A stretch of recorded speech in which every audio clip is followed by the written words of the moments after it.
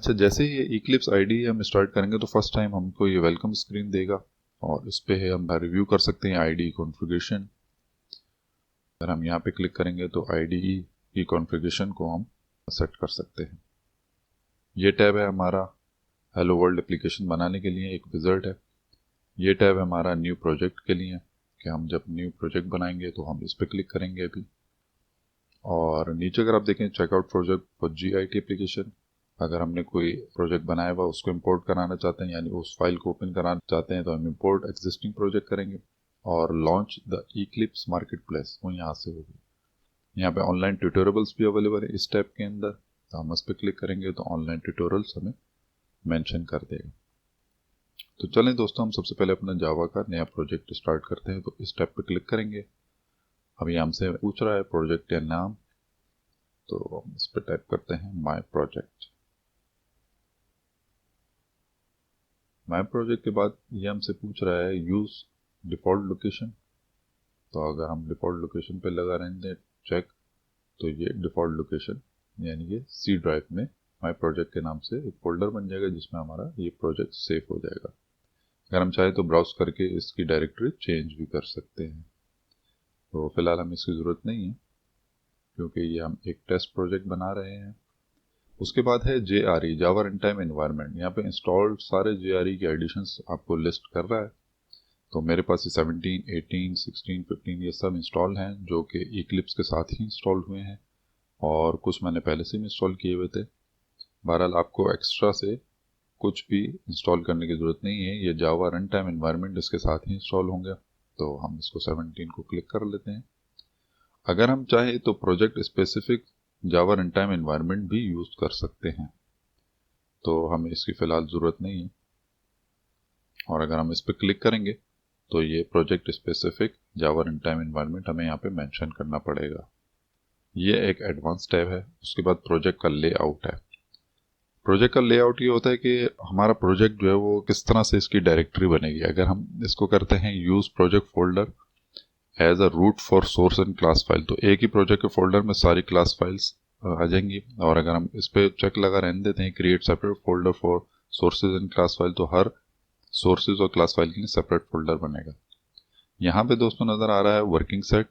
अगर हमने पहले से कोई वर्किंग सेट बनाया हुआ है तो हम यहाँ पे उसका नाम दे सकते हैं और इसको नेक्स्ट करेंगे तो ये हमसे वर्किंग सेट का नेम पूछेगा। हम यहाँ पे वर्किंग सेट का नेम दे देते हैं माय वर्किंग सेट और हम इसको फिनिश करेंगे तो ये वर्किंग सेट हमारा बन जाएगा। मगर हमने क्योंकि कोई प्रोजेक्ट पर वर्किंग सेट नहीं बनाया हुआ, लिहाजा हम इसको अनचेक कर देंगे और इसको फ़िलहाल हम यूज़ नहीं करेंगे। मॉड्यूल दोस्तों ऐसे होता है जैसे कि सबसे मेन फोल्डर होता है, उसके अंदर सब फोल्डर्स होते हैं, तो ये मॉड्यूल होता है। मॉड्यूल नेम अगर हम यहाँ पे मेंशन कर दें तो ये सारा जो भी आपके सोर्स फाइल्स होंगी, क्लास फाइल्स होंगी, वो सब पैकेजेस सब एक मॉड्यूल में सेव होंगे। मॉड्यूल बस आप इस तरह समझ लीजिए कि आपके किसी भी डायरेक्टरी सर्विस में मेन फोल्डर होता है। अगर हम इसको कोई मॉड्यूल नेम नहीं देंगे तो ये माय प्रोजेक्ट, जो भी प्रोजेक्ट का नाम आपने रखा होगा उसको रख देगा बाय डिफ़ॉल्ट। तो हम इसको यहाँ पे देते हैं नाम माय मॉड्यूल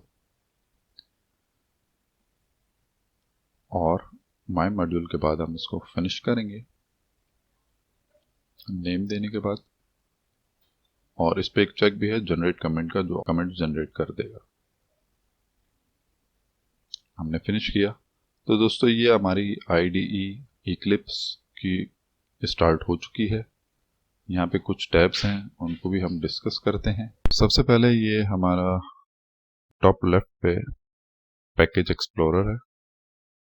यहाँ पे जितने भी पैकेजेस हैं, प्रोजेक्ट्स हैं, मॉड्यूल्स हैं, सब मेंशन करेगा। माय प्रोजेक्ट के अंडर में ये सोर्स फाइल्स हैं और ये JRE लाइब्रेरीज हैं। इसमें सारी लाइब्रेरी फाइल्स हैं जो कि ऑलरेडी क्लासेस बनी हुई हैं जो हमें हेल्प आउट करती हैं रीयूज़ करने के लिए। उसके बाद हमारा ये नोड है सोर्सेस का। इस पर अगर हम क्लिक करेंगे तो उसमें हमारा मॉड्यूल्स आ जाएगा। ये डिफ़ॉल्ट मॉड्यूल info.java है और इसमें हमारा मॉड्यूल बना हुआ है। मॉड्यूल info.java एक डिस्क्रिप्टर फाइल होती है जो कि आपके मॉड्यूल को डिस्क्राइब करती है। उसके बाद ये हमारा आईडी है जहाँ पे हम कोड लिखेंगे। सारा कोड हमारे क्लासेस का, इंटरफेसेस का, मेथड्स वगैरह सब हम यहाँ पे टाइप करेंगे। एडिटर है। ये हमारा प्रॉब्लम्स का टैब है, जहाँ पे आपके एरर्स मेंशन होंगे। एक कंसोल का टैब भी खुलेगा जहाँ पे आपके एरर्स मेंशन होंगे। उसके बाद दूसरा टैब है हमारा जावा डॉक का, ये सेकंड टैब। इसमें हम अपने क्लास फाइल्स की या अपने प्रोजेक्ट की डॉक्यूमेंटेशन कर सकते हैं और उसको अपलोड कर सकते हैं। तीसरा टैब है हमारा डिक्लेरेशन का, जिसमें हम अपनी क्लास की और अपने मेथड्स की डिक्लेरेशन कर सकते हैं। तो दोस्तों, इस प्रोजेक्ट में हम सबसे पहले क्या करेंगे कि हम फाइल पे क्लिक करेंगे, न्यू पे क्लिक करेंगे और एक हम क्लास बनाने जा रहे हैं, तो हम क्लास पे क्लिक करेंगे। हमें हेलो वर्ल्ड क्लास बना रही है, तो सोर्स फोल्डर हमारा ये है my project /src। Package name अगर हम देना चाहें तो पैकेज नेम दे सकते हैं माई पैकेज। पैकेज वो होते हैं जिसमें रिलेटेड फाइल्स होती हैं और इंटरफेसेस होते हैं, और यहाँ पे आपकी क्लास का नाम आएगा। हम हेलो वर्ल्ड का प्रोग्राम लिखने जा रहे हैं, तो हेलो वर्ल्ड नाम हम क्लास का देंगे। ये आपकी क्लास का नाम है। और नीचे अगर हम देखें मॉडिफायर्स, ये एक्सेस मॉडिफायर्स हैं जो मैं पहले आपको एक्सप्लेन कर चुका हूँ, जैसे कि public, private, protected, static, final. तो हम ये पब्लिक कर देंगे इसको। पब्लिक के मतलब है कि ये क्लास पब्लिकली सबके लिए अवेलेबल होगी, कोई भी इसको रीयूज कर सकता है। और ये हमारी सुपर क्लास है object.java.lang।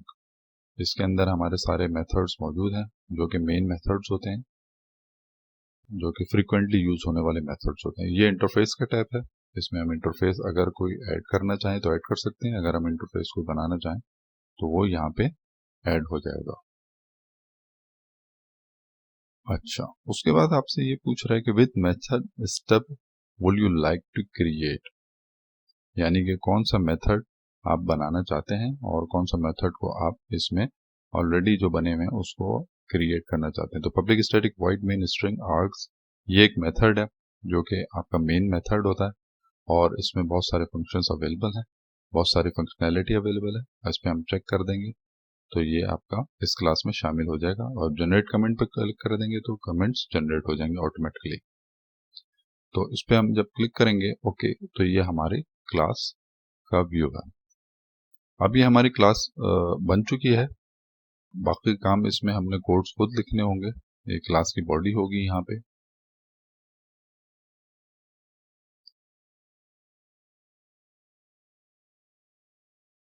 ऊपर सबसे पैकेज नेम आ रहा है जो हमने मेंशन किया था, माय पैकेज।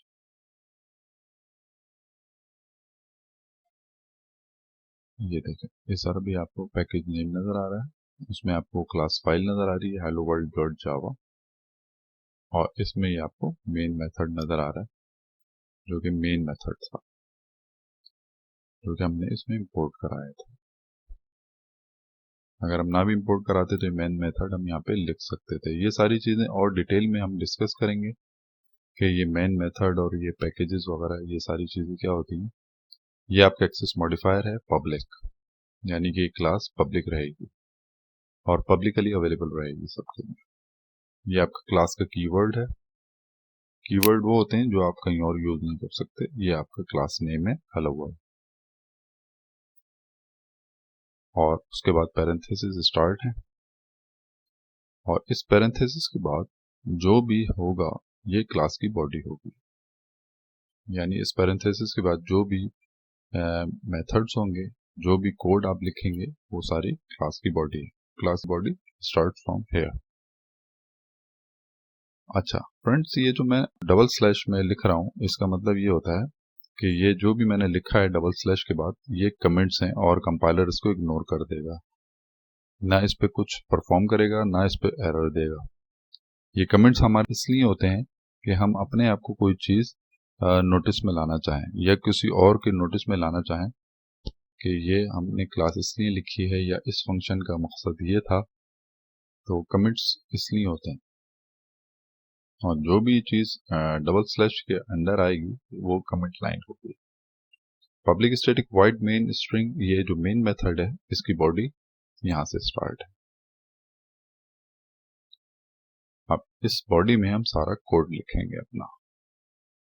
डबल स्लैश में हम जो भी देंगे चाहे वो जितने भी लाइंस हों, उनके जिसके आगे हम डबल स्लैश लगाएंगे वो सब कमेंट्स होंगे और कंपाइलर इसको इग्नोर कर देगा। और डबल स्लैश के अलावा अगर हम कुछ लिखेंगे तो वो कंपाइलर उसको सिंटैक्स कंसिडर करेगा।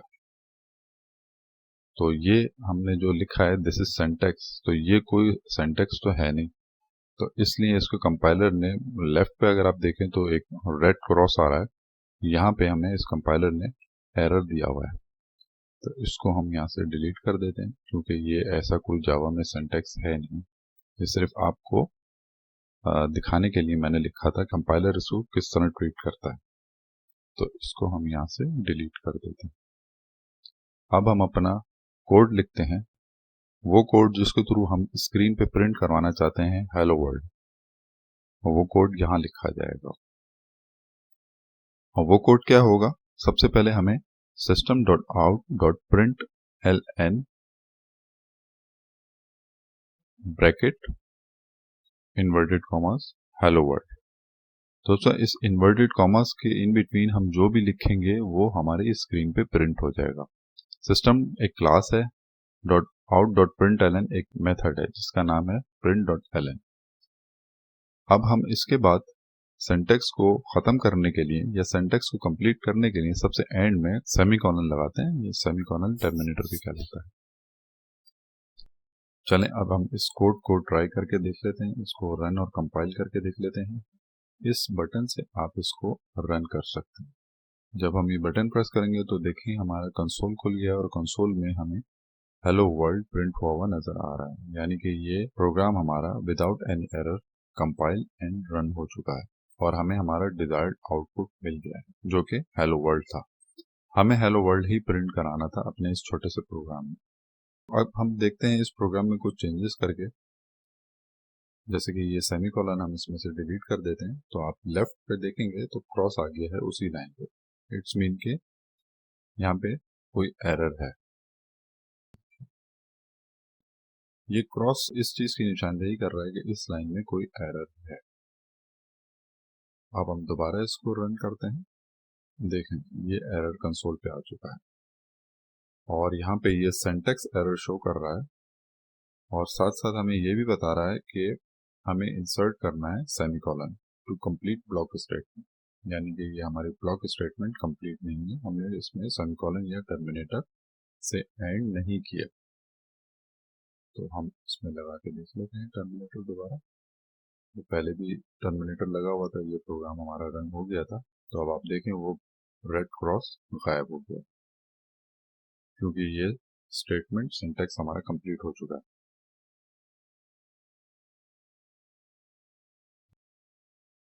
ठीक है फ्रेंड्स, ये चीज़ आप समझ गए।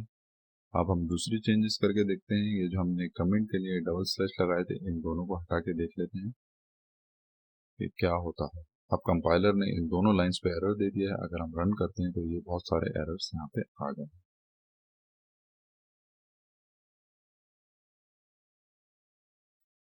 Syntax error on top in this. तो ये एरर्स जो आए हैं इसका मतलब है कि इस कोड में कोई ना कोई गलती है। अब हमने गलती तो वाजे है, बिल्कुल बिल्कुल प्रोमिनेंट है कि हमने यहाँ पे जो कमेंट्स के लिए स्लैश डाले थे वो हटा दिए थे। अब हमने दोबारा डाल दिए, तो अब आप ये देखें क्रॉस, रेड क्रॉस वहाँ से रिमूव हो गए। अब हम इसको अगर दोबारा रन करके देखें तो हमारा आउटपुट आ जाएगा, यानी कि ये program without any error run हो चुका है। अब अगर हम देखें कि हेलो वर्ल्ड की जगह या इसी में हम कुछ और ऐड कर दें तो क्या वो भी प्रिंट हो जाएगा हमारी स्क्रीन पे। Let's try this. यहाँ पे हमने एडिटेड ऐड कर दिया है हेलो वर्ल्ड के साथ। अब हम इसको दोबारा रन करके देख लेते हैं तो वो हेलो वर्ल्ड एडिटेड प्रिंट हो जाएगा। इट्स मीन कि जो भी इसमें system dot out dot print ln और इन्वर्टेड कॉमर्स के इन बिटवीन आएगा वो आपका आउटपुट होगा। तो दोस्तों ये हमारा इंट्रोडक्शन टू जावा था। इसमें हमने छोटा सा एक प्रोग्राम भी बना के देखा, बहुत सारी चीज़ों को हमने डिटेल में डिस्कस भी किया। आप मेरी मज़ीद वीडियोस देखते रहें। अगर आप चाहते हैं कि जावा को इन डिटेल में समझें और एक एक चीज़ को हम उसमें फोकस करेंगे हम आपने आने वाली मज़ीद वीडियो में। Thank you so much.